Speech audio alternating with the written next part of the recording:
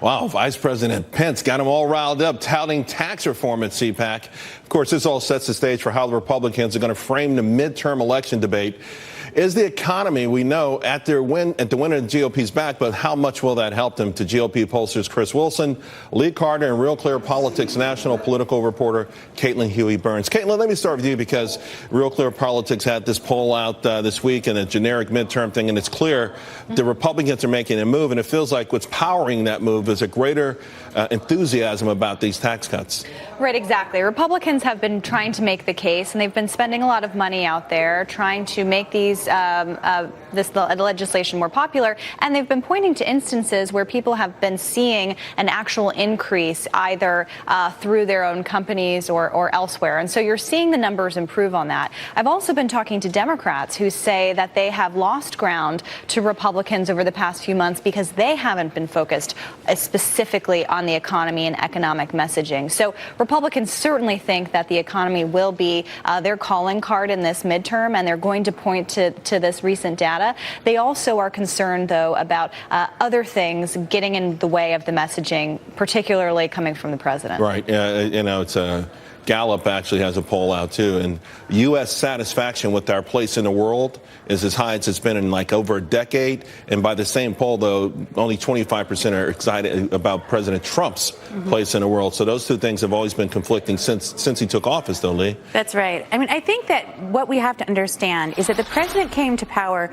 not necessarily because of his popularity, but because of the unpopularity of the establishment. People said, I want something different. I want someone who's going to keep his word.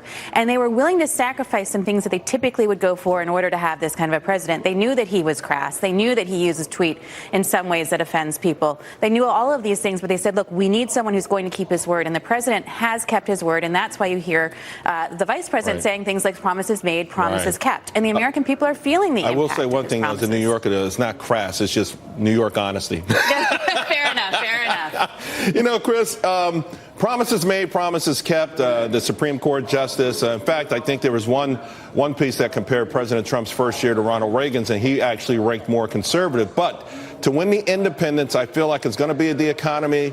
The economy is firing on all cylinders. I thought it was interesting how Caitlin talked about how much money Republicans have to spend to convince people that they have more money in their pocket, and that's a good thing. That would seem like a natural, but that tells you that this will be an uphill climb still for the Republicans.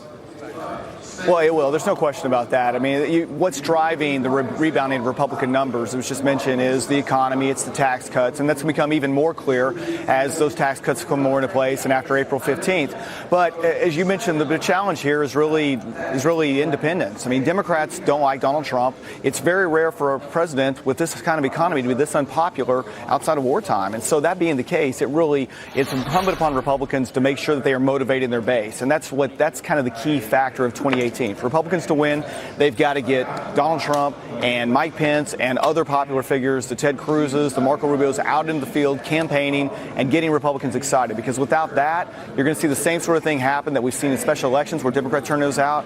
We've seen it in Texas where early voting has started. Democrat turnout is up. So it's really incumbent upon the Republicans to get their base motivated and get them turned out in 2018. The party that's out of favor always usually has the most motivation, though, right? I mean, that's historic, and we always see typically midterm losses, ladies. So the question is these other topics, this week and for the rest of the year, school safety, taking care of our children, guns, the Me Too movement, all of these things are playing a role that makes this a little bit different, right? The handicap as opposed to other years when you would just mostly say it is the economy.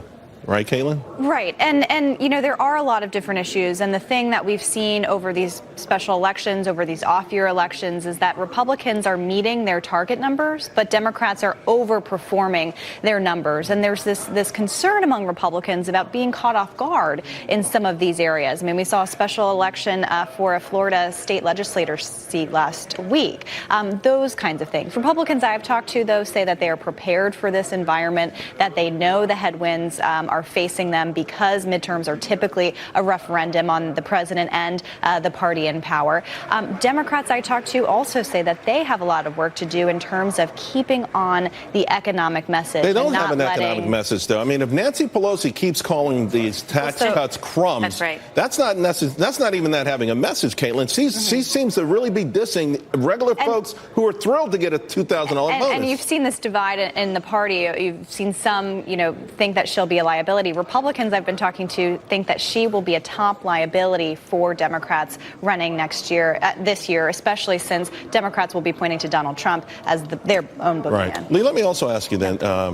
All these Republicans not running for office again. I mean, and a lot of them are, some of them, their chairmanship ran out, they may be a little bit spoiled sport. They're going to take the ball and walk away with it. But I think we're over 40, right, who have chosen not to run, or they're going to run for a different office. Whatever it is, that's a huge void that you have to reintroduce a new candidate, find ways of raising money for that new candidate. And this sort of environment, that makes it a lot tougher, doesn't it? It could make it a lot more difficult. But I think the thing that we're seeing right now is that there's a trend to non-traditional candidates. There's a trend to people looking for different solutions, to different ways of doing things, and saying, look, the way that we've been doing things in D.C. is broken. Drain the swamp. Let's bring in new candidates. And so to the extent that the Republican Party can play on that and say, we've heard you, that's what you want, we're bringing a whole new crop of people in that's going to meet these needs, it's going to keep their word, that's going to keep their promises, I think that's going to give them a good chance. I also think that this is a non-traditional time in general, so that anything that we say has happened before is likely to happen again.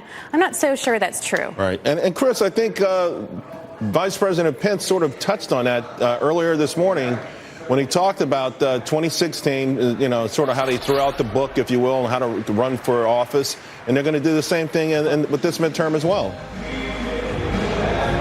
Chris? I'm sorry. Can you repeat it? I'm sorry. Yeah, turn the music on here. Vice President Pence sort of alluded to the fact that the Republican Party were going to approach the midterms in an unorthodox fashion, the same way they did 2016. Yeah, I think that would be a mistake. I mean, you can't run another campaign like 2016 was run. Donald Trump is a unique candidate, and he ran a unique campaign. And I think his comments were right. I mean, a lot of the votes for Donald Trump were against Hillary Clinton or against the way things have been done. And the fact is, Republicans have recruited a lot of non-traditional candidates. But really, the key aspect is getting back to off-year election is about bases. And the Democrat base is motivated. Republicans have got to motivate their base. They do it through issues. They do it through events. They do it through getting popular fish out in the field. And Donald Trump is popular with the Republican base. The more that he gets out, the more he can motivate Republicans, the bigger difference he'll have. But really what it gets down to is the fact that every Republican candidate needs to know exactly who his turnout targets are. Who is it that voted in 2016, maybe voted in 2014, but right now doesn't plan to vote in 2018? They need to get to know those people on a personal basis to get them out to vote, or it's going to be a bad election for Republicans because, exactly right, typically the party in power loses in off years, but you can stem that tide. Lee, it sounds like a good old-fashioned, hitting the bricks, rolling up the sleeve and kissing a lot of babies. It sounds like that, but I think we're going to have more grassroots and more movements that are happening towards this. I do think this is a very different time than we've seen before. I do think that the Republicans are probably going to lose some seats, but probably not as many as people are predicting. Because they lose control of the House? I don't think they are going to lose control of the House. I think right now the Republicans have a very solid pro-America, pro-American, pro-hardworking American message, and that's one that's working. It's working with independents, and if you can keep those independents, and that's the 12% swing that we've been seeing in popularity, if the Republicans can keep those folks, I think they're going to keep a lot of seats. I think it's also important to note that the map on the House side is very different from the map on the Senate side. So there are a lot of liabilities for Republicans on the House side because they're competing in California, New Jersey, other places that Hillary Clinton won. But also on the Senate side, you have a lot of Democrats up for re-election in states that Trump won overwhelmingly. Right. And you're seeing Republicans start to fill in. They have already started to target those. All right, guys. Thank you all very much. It's going to be a nail biter no matter what. Appreciate it.